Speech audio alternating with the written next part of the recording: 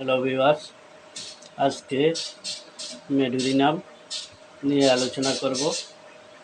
বংশগত গনোরিয়া দোষ ও উপযুক্ত ঔষধের ব্যর্থতা।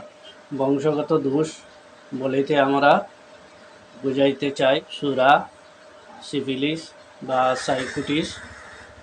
এক পুরুষে যেরূপ চরিত্রের পরিচয় দেয় বংশগতভাবে বংশানুক্রমে নানাবিধ অবস্থায় এবং চিকিৎসার চাপে পড়িয়া তাহার চরিত্র সেরূপ সরল এবং পরিস্ফুট থাকে না, শতগুণ জটিল এবং সহস্রগুণ দুর্বোধ্য হইয়া দাঁড়ায়। ফলে এই অবস্থায় প্রতিকারের পথ খুঁজিয়া পাওয়া যে কত দুরূহ তাহা সহজেই অনুমেয়।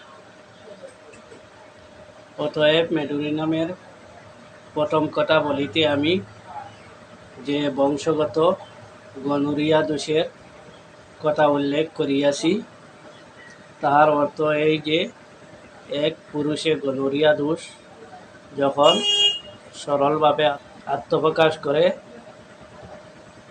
তখন মেডোরিনামের কার্যকুশলতা এমন কিছু নহে, কিন্তু যেখানে তাহা বংশগতভাবে প্রকাশ পাইয়াছে সেখানে তাহার মূল যেমন দৃঢ় প্রতিষ্ঠিত চরিত্র ও তেমনি বিক্ষিপ্ত, সেখানেই মেডোরিনাম ফলপ্রদা।